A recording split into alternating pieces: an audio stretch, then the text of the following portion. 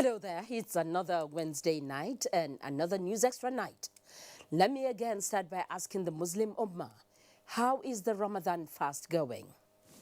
Well, on the News Extra tonight, it's quite exciting as Justice Zainab Bulkachua rescues self from the Presidential Election Tribunal and the Federal Executive Council holds valedictory session at the National Assembly. Both chambers dwell on security concerns as Navy celebrates 63 years of service. We have other stories on security issues, prominent among them being the president's vow to bring peace to Katsina State. Also in the package are economy stories, agri stories, plus infrastructure development stories. Well, this is just a bit of what's in the package tonight. For the full details, just stay with me. I am Fatima Abbas Hassan, and this is News Extra. President of the Court of Appeal, Justice Zainab Bulkachua, has stand down as the chairman of the Presidential Election Petition Tribunal. This was the ruling that emanated from the tribunal after arguments were taken on the application of the People's Democratic Party, PDP. Judicial correspondent Femi Okewo has that report. It is one of the first motions to be taken by the Presidential Election Petition Tribunal in the People's Democratic Party's petition against the re-election of President Muhammadu Buhari. The PDP had, through its counsel, Dr. Livy Ozoku, contended in its application that Justice Zainab Bulkachua, being married to an APC senator-elect and whose son contested the primaries of the Bauchi State APC governorship, may be perceived as having a likelihood of bias. The party therefore asked her to recuse herself from the panel. In their own argument, the three respondents, INEC, President Buhari, and the APC, said there was nothing in the law of the country that stopped her from being chairman of the panel. While Yunus Ustaz Usman, representing INEC, opposed the application, Wale Olanipekun, representing President Buhari, and Lateef Fagbemi, representing the All Progressive Congress, said it was a decision that can only be taken by Justice Zainab Bulkachua herself in the interest of the judiciary and her integrity. Given her ruling, Justice Zainab Bulkachua said that the applicants had not placed anything before the court to justify the application, but said that she would recuse herself as the chairman of the panel on personal grounds. Justice Zainab Bulkachua, however, still remains the president of the Court of Appeal. With this landmark decision done with, parties will subsequently be informed as to who replaces Justice Zainab Bulkachua on the 5-man panel. There are 4 members who would remain, and the incoming member of the panel does not have to be the chairman. The chairman can still be nominated from any member of the panel that are remaining. From the Presidential Election Petition Tribunal, Femi Okewo, NJ News. President Muhammadu Buhari says the outgoing members of the Federal Executive Council have every reason to be proud of serving the nation to the best of their abilities, thereby guaranteeing their position in the history books of the country. Speaking at a valedictory session for the council members, the president appreciated them individually and collectively for bringing their unique skills and strengths to bear in building solid foundation for an improved economy as well as a more purposeful government. State House correspondent Jide Onifade reports that emotions were high as members recount their experiences.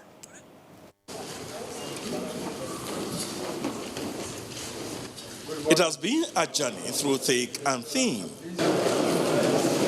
These 36 members of the Federal Executive Council began the journey from the 11th of November 2015 when they were sworn in as ministers, with 2 of them coming in as replacement for those that resigned for other assignments. Sadly, James Ocholi, one of the first set, died in a motor accident just 4 months after he was sworn in as minister. You should be proud to have introduced President Muhammadu Buhari, presiding over this last meeting of FEC, acknowledges the contributions of the ministers in bringing the nation back on its feet. You should be proud to have been part of the government that liberated the local governments previously under Boko Haram rule. You should be proud to have contributed to our food security and economic diversification agenda, which led to the revival of our rural agrarian economy. You should be proud to have been part of the team that developed the economic recovery and growth plan. You should be proud to have introduced the social investment program that enhanced livelihoods of millions of Nigerians. You should be proud to have participated in settling outstanding pensions of many senior citizens abandoned by previous governments, while supporting state governments to meet their salary arrears. Of course, you should all be proud to have overseen the most ambitious road, rail, and airport rehabilitation programs in the history of our country. And this is what Vice President Yemi Osinbajo has to say about the outgoing cabinet. This has been an exceptionally patriotic and talented team. Everyone brought experience, knowledge, wisdom, and selflessness to council deliberations at all times. I treasure the friendships that we have built amongst ourselves and even amongst our family members. The ministers, in turn, speak glowingly of the leadership quality of the president and the lesson learned from being in the cabinet. President, when I talk about your exceptional leadership, what I mean is that whenever I see what you are going through, then I consider my own problems a pastime. We've done that with very many sacrifices. This is probably the first president that I will know who would have served 4 years. And I can attest that no oil block has been given to him, neither to me. I can also attest that there's no contract that he's shown any interest personally, neither have I. Your consistency of character and style of leadership is exemplary. And this is what inspires us as Nigerians, even those who say are not your friends. Your Excellency, the Vice President, from you I have learned hard work and loyalty. Well, this will be the last time the ministers will be coming together to take decisions in the council chambers. But they will still have to remain in office till the 28th of May before they hand over to the permanent secretaries of the various ministries. From the presidential villa in Abuja, Jude Onifade, NT News. President Muhammadu Buhari has directed the Chief of Defense Staff, General Abayomi Gabriel Oloni-Shakin, and the Acting Inspector General Police Mohammed Abubakar Adamu to constitute an assessment team to intervene immediately in the killings going on in Katsina State. The president, who received reports of recent killings in the state, expressed shock, assuring citizens that government will restore peace and stability. In a statement by the Senior Special Assistant to the President on Media and Publicity, Garba Shehu, the President commiserated with the Governor and the people of Katsina State over their losses. The federal government has reiterated its commitment to the development of industrial zones in the country, reassuring investors that they have nothing to fear. This is sequel to an observation made by the Senate, which raises dust among investment partners. State House correspondent Jide Onifade has more on that. At this meeting between Vice President Yemi Osinbajo and the investment partners, government reiterates its commitment to developing industrial parks in the country and the readiness to work with the private sector in achieving this objective. In February this year, President Muhammadu Buhari demonstrated this commitment when he presided over the signing of agreement between Nigerian Special Economic Zones Investment Company and its investment partners in respect of product made in Nigeria for export, which is a part of the country's broader industrialization agenda. As Minister of Industry, Trade and Investment Okechukwu Enelama says, $500 million have been raised for this project. But recently, there were some controversies around it because the Senate, during the budget process, asked questions about the company being used, whether it was properly constituted. And this gives rise to this meeting with the Vice President. The Senate had raised a lot of dust and called for an investigation into what was happening in this company and whether this company had received the right approvals to actually go ahead, which the company had actually received the right approvals. But for the investors, that was something that they wanted to be sure that, like, from the point of view of the government, that this was something we were committed to. And so the Vice President gave them those assurances this morning and restated the government's commitment. The development of the special economic zones is described as a good move to industrialize Nigeria and create jobs for the people. In the State House, Jude Onifade, NT News. In the last 4 years of the Buhari administration, Nigeria's diplomatic channels have provided the needed window for the government to engage the international community in delivering its change agenda to Nigerians. Now, the Minister of Foreign Affairs, Geoffrey Onyema, has been looking back at some of the high points of Nigeria's diplomatic engagements. Foreign Desk correspondent Makut Simon Macham has that report. For about 4 years now, Geoffrey Onyema has been on the saddle at the Ministry of Foreign Affairs, driving the wheel of Nigeria's diplomacy. Together with the management and staff, the minister engaged the world, putting forward the policy thrust of the Buhari administration, anchored on security, economy, and the fight against corruption. These efforts created the ambience for President Muhammadu Buhari to engage his counterparts in different parts of the world and seek mutual cooperation in changing Nigeria's fortunes for good. In recapping the strategies adopted and energies exerted, the minister alluded to the fact that President Muhammadu Buhari's personal integrity made diplomatic engagements more result-oriented. What all this does is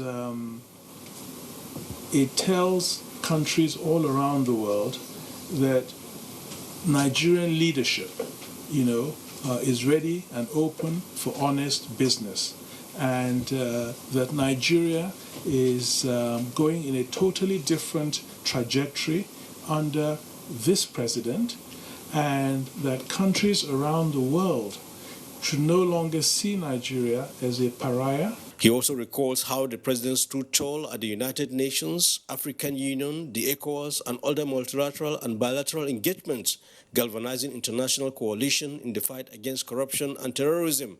There was a conscious outreach to all the countries of the world that we felt were relevant to our security and our fight against terrorism. The minister says more investments need to be made in training and retraining of Nigerian diplomats, while the ministry's funding should be adequate and released on time to avoid putting the nation's integrity and reputation in jeopardy. Now, despite some of the challenges that Nigerian diplomats go through in carrying out their duties, the minister believes they have done very well, and with little support and encouragement, they can do even better. In Abuja, Makut Simon Macham, NT News. Thank you, Makut.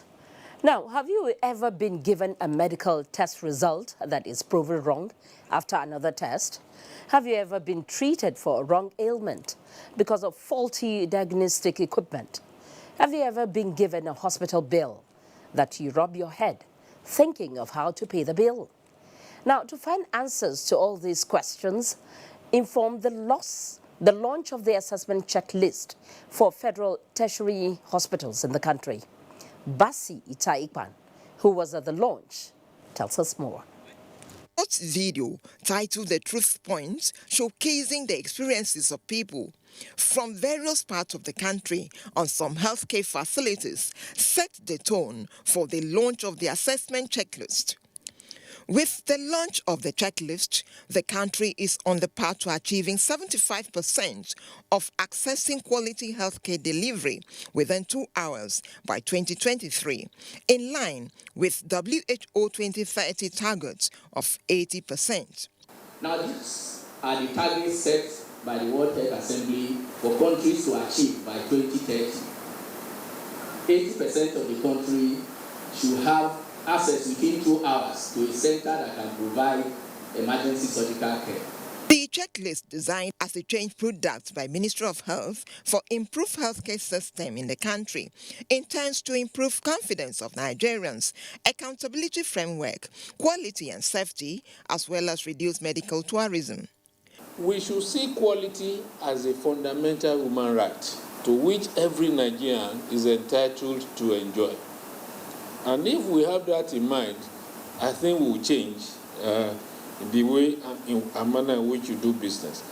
Stakeholders in the healthcare sector who said the checklist is a right step in the right direction spoke on the state of healthcare facilities across Nigeria, challenges and the way forward. Basi Taipang, NTA News.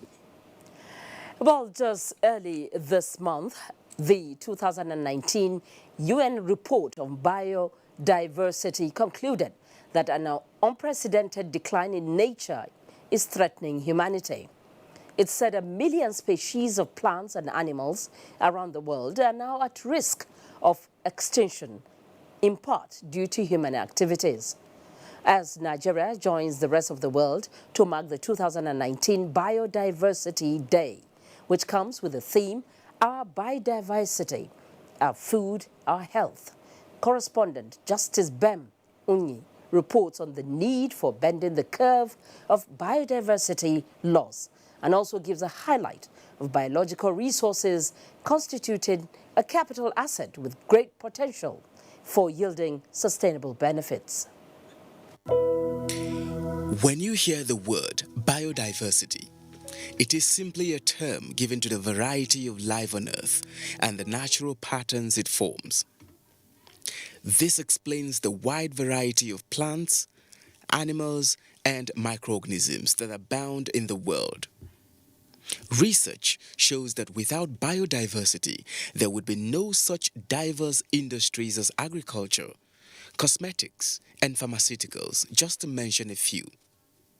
A recently released UN report says these variety of plants and animals are going into extinction, largely as a result of human activity. In the last 100 years, records have shown that more than 90% of crop varieties have disappeared from farmers' fields. Half of the breeds of many domestic animals have been lost, and all of the world's 17 main fishing grounds are now being fished at or above their sustainable limits. Now, this calls for concern, and the experts are saying this is a dangerous thing. Experts are now of the opinion that urgent and decisive actions are needed to conserve and maintain genes, species, and ecosystems. This is with a view to ensuring the sustainable management and use of biological resources, having it in mind that these resources are the pillars upon which human beings build civilization. And immediately you have a shift in the equilibrium, we have chaos. So in biodiversity, we'll talk as an entomologist now. In the insects, we believe that insects are responsible for 80% of pollination of our crops. It means that if we kill them, it means we will not have food on our tables. 2019's theme for the International Day for Biological Diversity is Our Biodiversity, Our Food, Our Health, which aims to leverage knowledge and spread awareness on the dependency of human food systems, nutrition, and health on biodiversity and health ecosystem. Biosafety is to ensure that biodiversity is adequately protected, adequately conserved, and sustainably utilized. In Abuja, Justin Bem Unyi, NTA News. Now, we earlier agreed that Nigerians are well known for being their brothers' keepers. Now, here is another case that lends credence to that assertion.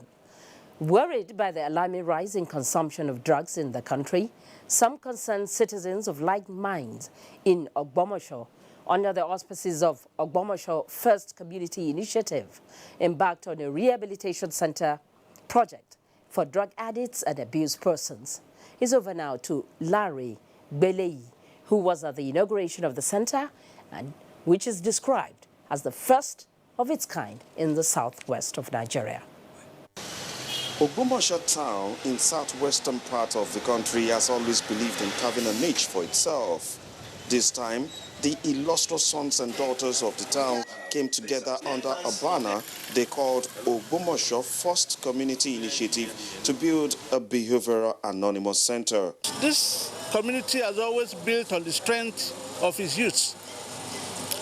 Now, if the youths all become drug dependent, what happens to the future? Identified the issue of drug use, substance abuse and addiction as a major problem that is not only a security problem, but it's a problem that can affect the leadership of our community. And the reason why it's being called Behavioral Anonymous Center is because they want to protect persons that will be coming here for treatment from all kinds of labeling, maybe as a never-do-well drug addict or any form of stigmatization.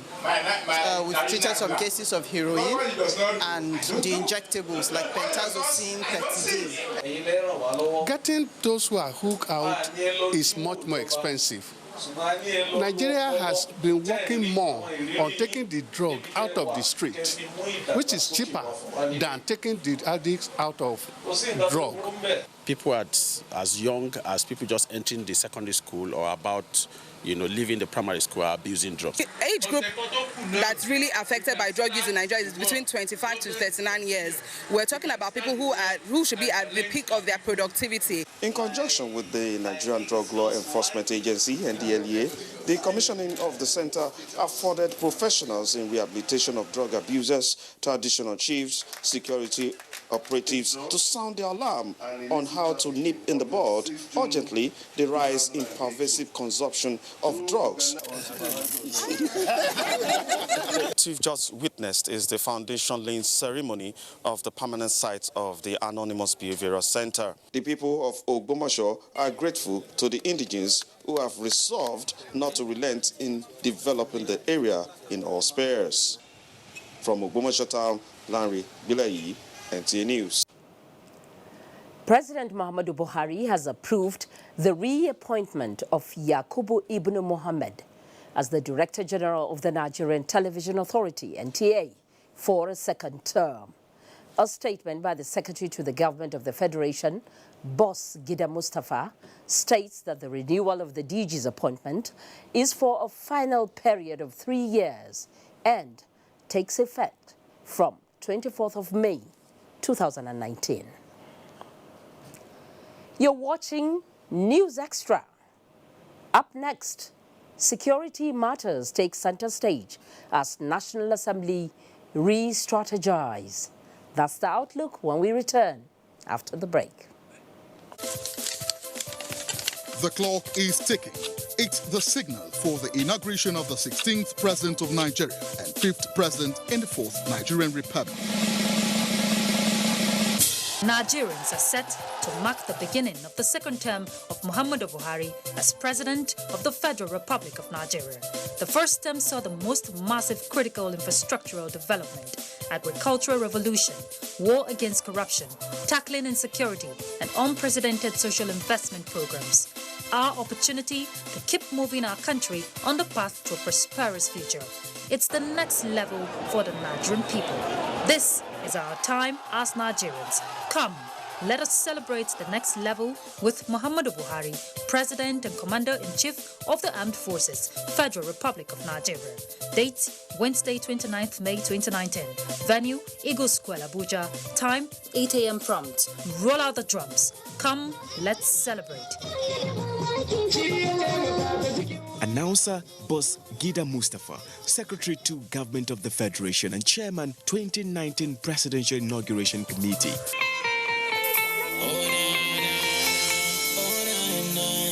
Everybody's talking in all the cities and all the streets, in all the people meet. From Niger to yonder, got you talking. You are the one that's falling to keep you talking. We got people talking.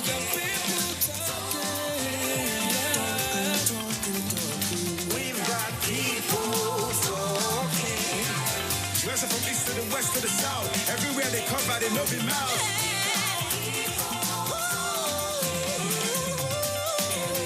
With 5 times bonus to call all networks on every recharge, we get you talking. Keep talking. Glow Unlimited.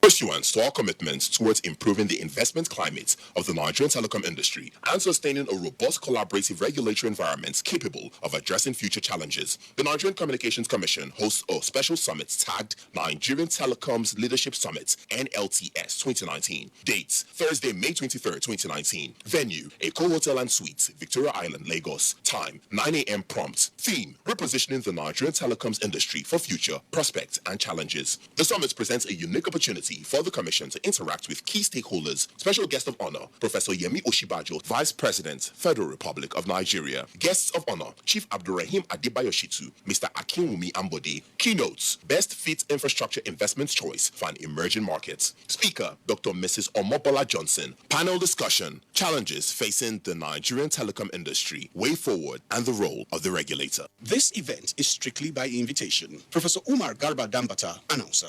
The Subcommittee on First Ladies' Activities for Presidential Inauguration hereby announces the programs for May 29, 2019 Presidential Inauguration. Interactive session of women with the First Lady. Date: Saturday, 25th May 2019. Venue: State House, Abuja. Time: 2 p.m. prompt. Children's Day Party. Date: 27th May 2019. Venue: State House, Abuja. Time: 1 p.m. prompt. Admission to these events is strictly by invitation. This event is part of activities lined up for the Presidential Inauguration and Democracy Day Celebration 2019.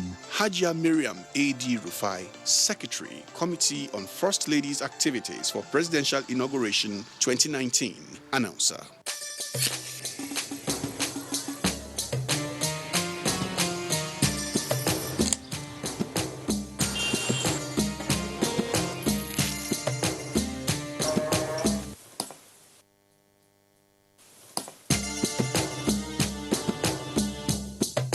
It's Ramadan. It's okay to share what you love. Ramadan Kareem from Indomie. Indomie Super Pack now available at 85 Naira. Joint Admissions and Matriculation Board invites Pro-Chancellors, Chairmen of Council, Vice-Chancellors, Provosts and Rectors to the presentation of the maiden edition of the National Tertiary Admissions Performance Merit Award to be presented by His Excellency, the Vice President, Federal Republic of Nigeria, Professor Yemi Oshibajo, to the 5 award-winning institutions as follows. Date: Thursday, 23rd May 2019. Venue: National Judicial Institute. Time: 3 p.m. Attendance is strictly by invitation. Announcer: JAMB. The 2019 Presidential Inauguration Committee invites the general public to the special Jumat prayers to mark the beginning of the second term of Muhammadu Buhari as President of the Federal Republic of Nigeria, scheduled to hold as follows. Date: Friday, 24th May 2019. Venue: National Mosque, Abuja. Activities include Quranic recitation, 8 a.m. to 10 a.m., Public lecture, 10 a.m. to 12:30 p.m. Guest speaker, Dr. Bashir Ali Umar, Imam Al-Furqan Mosque, Kano. Topic, harnessing our diversity for peaceful coexistence and national security. Special Jumat prayer, 1 p.m. to 2:30 p.m. Venue, National Mosque, Abuja. Prayer to be led by Professor Shehu Hamad Saeed Galadanchi, the Murshid of the National Mosque, Abuja. Special guest of honor, His Excellency Muhammad Buhari, GCFR, President, Federal Republic of Nigeria. Announcer, Boss Mustafa, Secretary to the Government of the Federation and Chairman, 2019 Presidential Inauguration Committee. We're glad to have you back with us on NTA News Extra tonight. And we begin with the National Assembly, from where the Senate has called on the federal and state governments to work together and produce workable strategies that will stop the increasing cases of killings in rivers and other states of the Federation. National Assembly correspondent Ignatius Onkwo has more on this resolution. Wednesday's plenary got off to an early start with senators in high spirits. But the motion by Senator Andrew Chendu, which painted a vivid picture of killings in River State, changed the tide. The fight against insecurity in any part of the country has always been one factor that unites senators from all divides. A new twist has now been added to this sacrilegious conduct by not only killing, by beheading, but also by having the corpses burnt. The level of activities that take place as far as oil industry is concerned in rivers is so significant that if anything affects rivers today, more than 70% of this country will be affected. The police force has created a unit, which they call anti-cultism unit. That unit needs to be well, funded. It needs to be the personnel need to be, it needs to be well equipped. And nobody will be caught. These people doing these things have neighbors. If you put money into the investigations, they do it within 3 days. You get one of the perpetrators. The issue is that all any criminal issues must be taken frontally and dealt with. And the IG, as promised last time, was here, that just like other parts of the country, the issue of River State also would be addressed. Senator Shehu Sani drew the attention of the Senate to a recent gunman attack in an Ekwa church in the outskirts of Kaduna and another attack in Katsina State. Senator Ibrahim Gobir also called for more security presence in communities in Sokoto State. Yesterday in Katsina State, where there was gunman attack in some 3 local governments, Basari, Jibia, and one other. A situation of this nature calls for concern, and therefore there is need for the government to look at this issue and assist us. 4 bills were passed. These include the Nigerian Football Federation Bill and the Federal Audit Service Bill. Well, 8 bills from the House of Representatives received concurrence by the Senate. These include the Nigerian Council for Management Development Bill. But, well, it's very significant to know that because the life of the 8th National Assembly is coming to an end, the bills now have less than 3 weeks to be passed into law. From the National Assembly, Ignatius Onkwo, NTA News. Now, recently, the Senate passed the Nigeria Police Repeal and Reenactment Bill, which seeks to, among other things, improve crime fighting, provide framework for police service commission, and ensure cooperation between the police and the communities.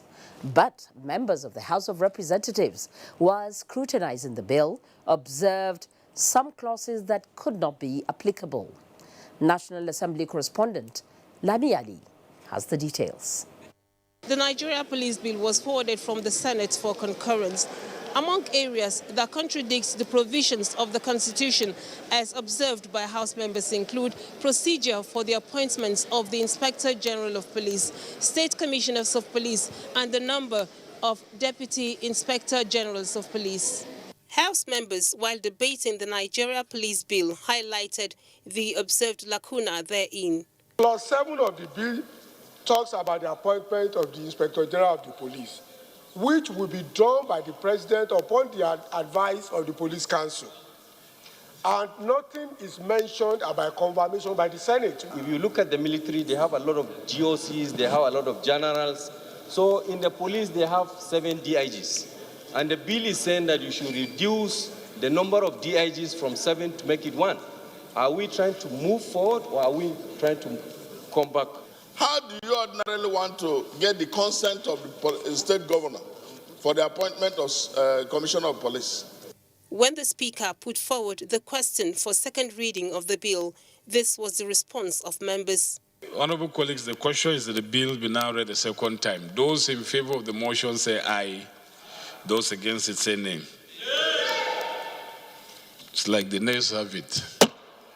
Other bills that made it through second reading include the Electric Power Sector Reform Bill, which seeks to prohibit the theft of electricity and vandalism of infrastructure in the sector, and bills to establish Federal University of Land Resources Technology, each in Plateau and Imo states, as moved by Representative Jerry Alagboso and Edward Pojok.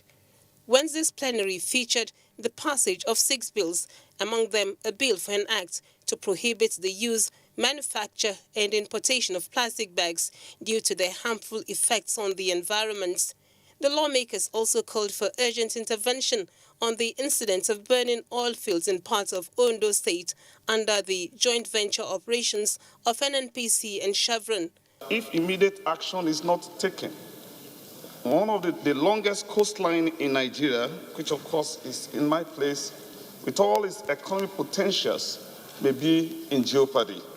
At the Committee of the Whole, House members considered and approved 10 reports. From the National Assembly, Lami Ali, NTA News. The joint security operation comprising the Army, Police, DSS, Immigration and Civil Defense has arrested 20 suspects for different offences in Sokoto and Sabambrni local government area of Sokoto State. Shehu Mohammed Datti was at the police headquarters where the team briefed the media. 11 out of the 20 suspects were arrested in Sabambrni local government area of Sokoto State, suspected to be among those terrorizing people of the area. Other suspects were arrested at different places last week, and they are helping the operatives with useful information as investigations are still ongoing. The suspects were believed to be sneaking into Sokoto through border communities due to operatives' action in the neighboring states. The security operatives will continue tracking the nefarious activities of the bandits. It's part of the measures for us to secure our border. Because once you have taken the security agents within the border, it means you are securing that place, nobody will enter. So that is why we can share information, and this is where we go. If any bad person, criminal doesn't know whether you are my person, he doesn't look at the face. He has a very common interest. So our borders are not porous at all. Items recovered from the suspect include gun, axes, army uniform, Indian hemp, drugs, and items used as charms. The operatives encourage people to go about their normal businesses as safety and security of their lives and property is assured. In Sokoto, Shehu Mohammed Datti, NTA News. Still talking security, to collaborate with critical key players for a lasting solution to security challenges facing the country, the Plateau State Governor Simon Bako Lalong, who is also the chairman Northern Governors Forum, has commenced visits to security agencies. Lalong's first port of call was the headquarters of the Nigerian Security and Civil Defense Corps in Abuja. Leader Samson was there and now reports.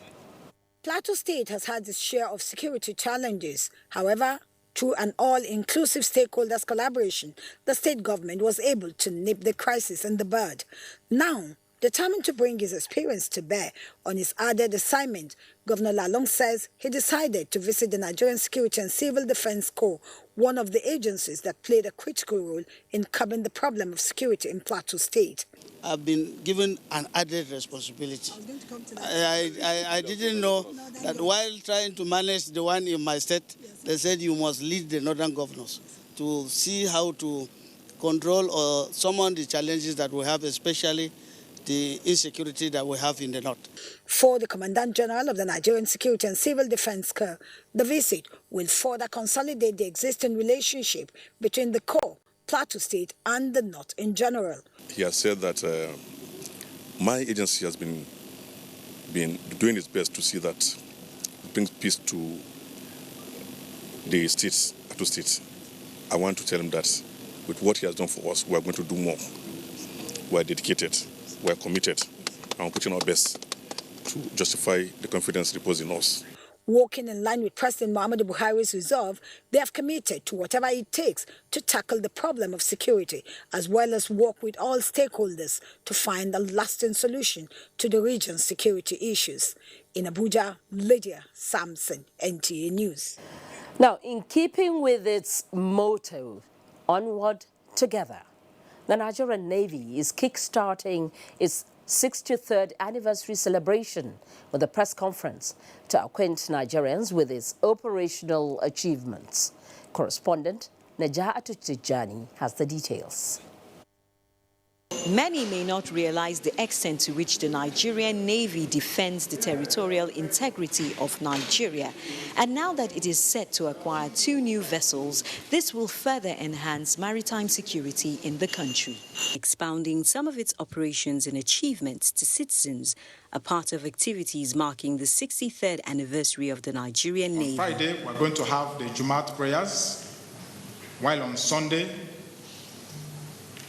on Friday the 24th, on Sunday the 26th, we're going to have the church service, which is programmed to hold in all naval commands. The medical outreaches will be conducted in all Nigerian Navy commands. The last in the series of activities lined up for the Nigerian Navy 63rd anniversary is the ceremonial sunset and awards to deserving personnel. And this will take place at the Naval Dockyard Limited in Victoria Island, Lagos, on 1st June 2019. The Nigerian Navy fleet's sea and air platforms, which are regularly rejuvenated to meet maritime threats, will be on display in various naval commands across the country. And civilians will be given the opportunity to board some of the many sea platforms in commemoration of the anniversary. Najaa Tijani, NTA News. Now, it was a week or two ago that one governor was commending the Nigerian Navy for its role in curbing crime in Nigeria's maritime environment. Now, if you thought that was political talk, here is practical evidence. The Nigerian Navy ship NNS Delta has paraded and handed over 22 suspects and 2 vessels to the Economic and Financial Crimes Commission, EFCC, at its command in Warri. Eloho Egbara has the details.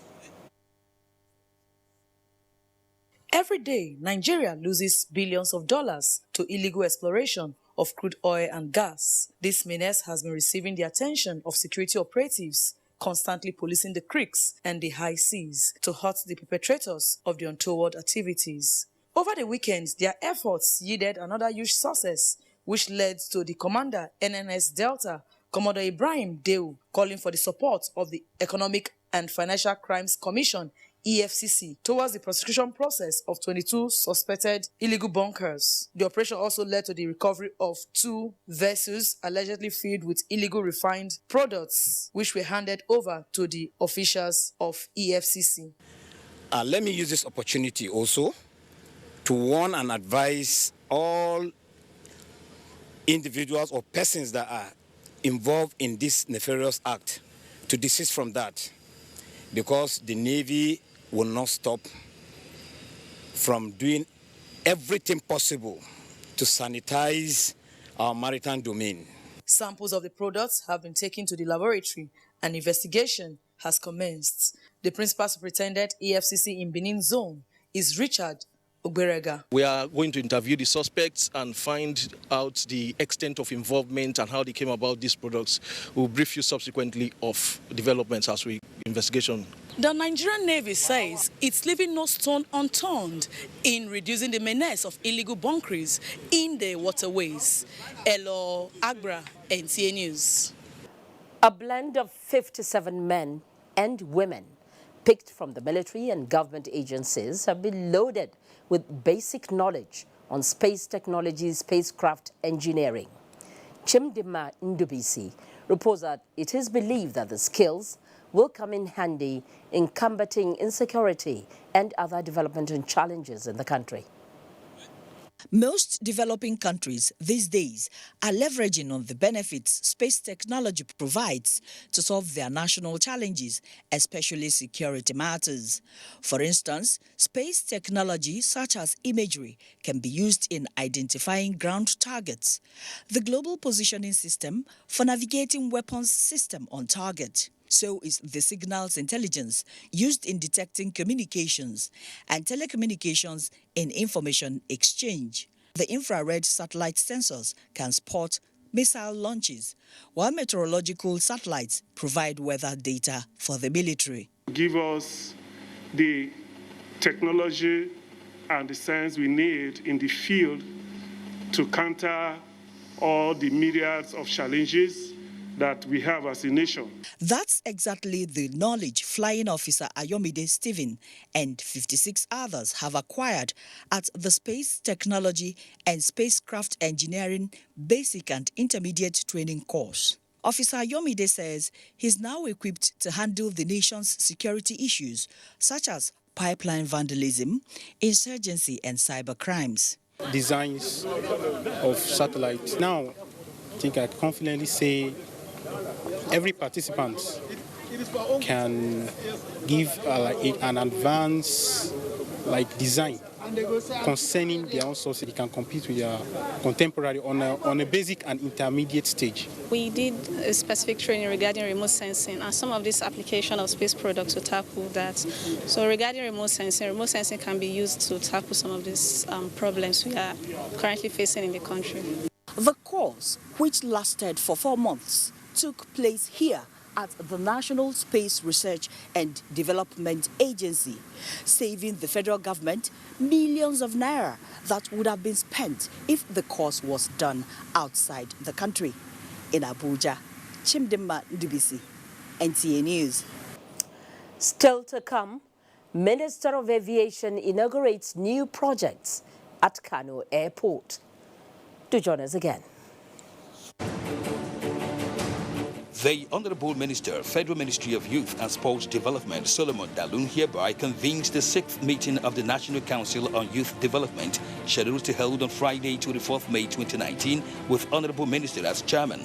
Host, His Excellency Rotimi Akeredolu, Governor, Ondo State. Venue is Royal Birds Hotel and Towers, Alabaka, GRA, Akure, Ondo State. Time, 9 a.m. prompt. The meeting of the Council is to be preceded by a meeting of the Technical Committee of the Council, to be chaired by the Permanent Secretary, Federal Ministry of Youth and Sports Development, Olushade Adeshola, with directors in the federal and state ministries in charge of youth affairs as members. Accordingly, the meeting of the Technical Committee has been scheduled to hold from Wednesday 22nd to Thursday 23rd May 2019. Announcer, Olushade Adeshola, Permanent Secretary, Federal Ministry of Youth and Sports Development.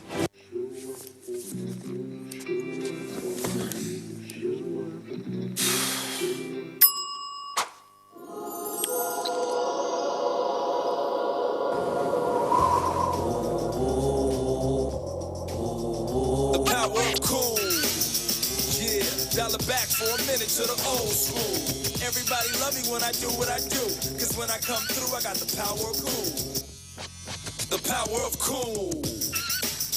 Thank you very much. I got from what don't I bet some of me want malaria medicine for you. You don't run malaria tests, so? Of course not. I want that one when I be they buy before chloroquine. No more before malaria medicine for here. Now confirm malaria medicine will be artemisinin-based combination therapy, ACT, where they kill malaria pata na here the same. ACT. Like to the art thing. No, ACT, the one where they act for the malaria, where they live for inside our body, like person when they pay rent, come kill them, finish her one time. Oh, yes, me one now. You don't go. Yes, so if you get symptoms like fever, always test and confirm. Say you get malaria. Go ask for ACT, artemisinin-based combination therapy from your pharmacy. Now, Government of Nigeria and Rollback Malaria Partners bring you now this message. For a malaria-free Nigeria, play your part. What's up? His friends didn't come. Hey, let's practice. But you're going out. Don't worry about me. Nothing satisfies a mother more than seeing a child grow up. But I know as he sweats, he'll face the risk of germs which can cause skin irritation. That's why you need the new best ever Dettol Cool. Its new advanced formulation with extra menthol protects from up to 100 illness-causing germs and gives your family icy cool freshness. Growing up needs Dettol protection. Here you go. Madam. That's it. Those nails are enough. Hi, dear. Helen! You got so much even after spending so little. Savings is such a necessity. You save everywhere, but here, you lose it all. How? With this? Impossible. New Tika Apic 10X. Even after applying up to 1 liter of your solution multiple times, you won't get the same cleaning that Apic gives you in a single round. And the expense? Far less compared to your 1 liter of solution. New Tika Apic. Tough in cleaning, tough in savings. Nivea Natural Fairness Body Lotion is making women glow with confidence. With a trusted, innovative formula containing unique berry extracts and UV protection to care for and restore the skin's natural, healthy glow. Reveal your beautiful, glowing skin with Natural Fairness Body Lotion from Nivea. What is it that transforms the economies of the world? More than a nation's natural resources, it is about the quality of its people. The UAE has largely transitioned from an oil-driven economy into one that is knowledge-based. And by developing their human capital, others who have little or no natural resources have become global leaders in technology and innovation. We can also do the same. Combining modern skills with entrepreneurship development will give rise to enterprises which can increase the demand and capacity for skilled labor. Our mission at the Industrial Training Fund is to provide the knowledge and skills that can meet this demand, in recognition that this combination is the global currency of the 21st century economies. And so for us, this is what it's all about.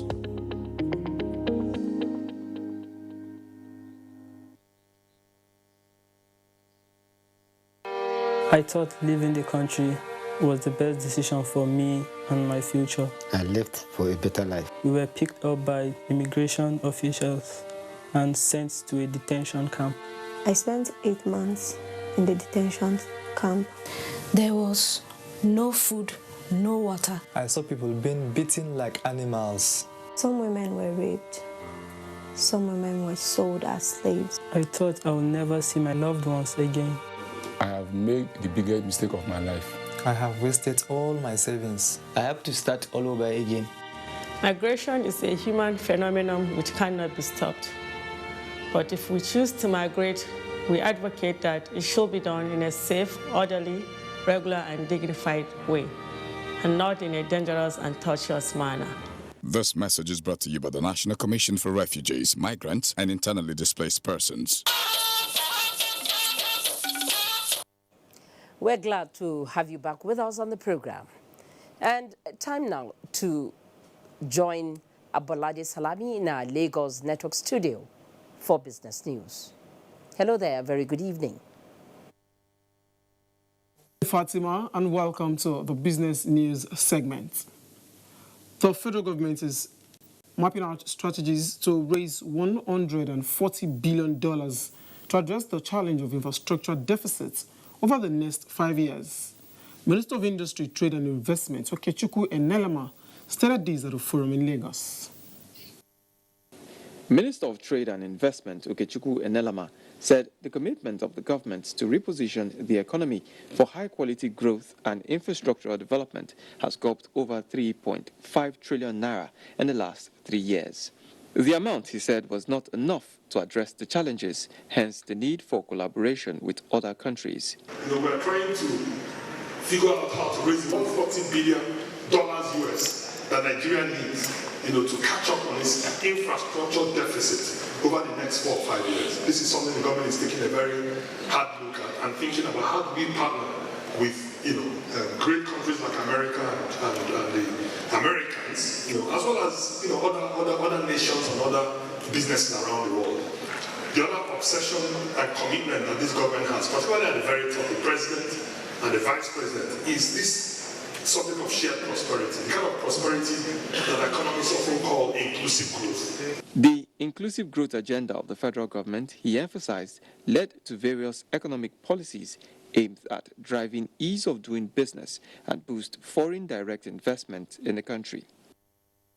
The decision by the Monetary Policy Committee of the Central Bank of Nigeria to hold monetary policy rate at 13.50%, while other parameters remained unchanged, has been described as healthy for the economy.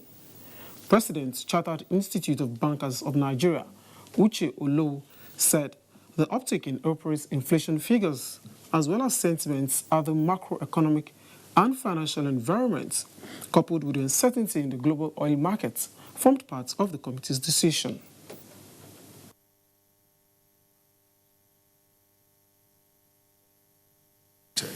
And I have not seen any drastic change of fundamentals that will further warrant reduction in the interest rate. So to that extent, it's expected that they, keep the various rates at its. So I think it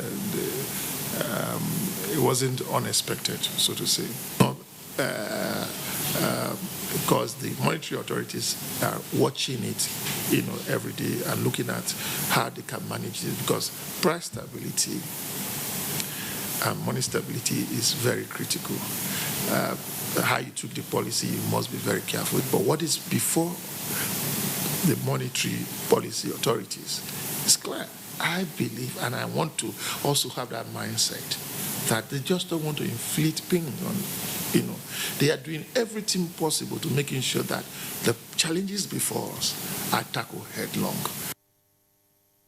The need for deposit money banks to lend to the real sector in order to engender economic growth. And now let's cross over to the stock market. The Nigerian equities market has retained its uptick performance in the last 3 trading sessions of the week. Here are details of midweek trading.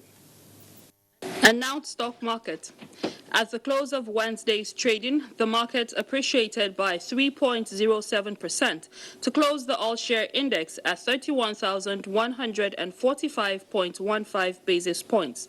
Volume of shares traded were 294 million, valued at 17.4 billion naira, which was traded at 4,835 deals, and a market capitalization of 13.7 trillion naira. Dangote Cement, MTN Nigeria, and GlaxoSmith finished in the green line. On sectoral performance, only NSE Industrial came out strong, appreciating by 4.5%, while NSE Banking, NSE Consumer Goods, NSE Insurance, and NSE Oil and Gas depreciated in figures by 2.67%, 3.57%, 0.50%, and 0.27%. That's a wrap on business news. It's back to Fatima in Abuja for the continuation of the news. Good evening. Many thanks, Abalade. Now, to improve the quality of service delivery as well as promote transparency in microfinancing, the Self-Reliant Economic Advancement Program, SEEP, has launched its digital Android platform in Ibadan, the Oyo State capital. The Executive Program Director, SEEP, Dr. Oladokun Olatunde, underscores the relevance of digitization in the sustainability of microfinancing and revolving loan scheme in the country. Funke Ibidamito has the details. After almost 20 years of existence, SEEP Microfinance Institution today boasts of over 600,000 active savers and borrowers across the country. With this growing population, the need to step up transparency, accountability, and ease of payment and repayment in the disbursement of loans becomes imminent, hence the launch of the digital Android device. With the digital microfinance, it saves costs and it keeps the savings of the members, and it gives a good transparency of the microfinance activities. And that is the reason why SEEP decided to pick up this digital microfinance as a best way for transparency, best way to save people's savings and best way to dislodge the members from multiple loans. Key players and active participants engaged in business with the SIP Microfinance Institution could not agree less, describing it as a right step in the right direction. It's very good for us, so it will be useful. With branches spread across 23 states of the Federation, SIP Microfinance Institution, which is dedicated to economic empowerment, capacity building, improvement of socio-economic condition of the poor through the promotion of SMEs, is blazing the trail in the era of digitization in microfinancing.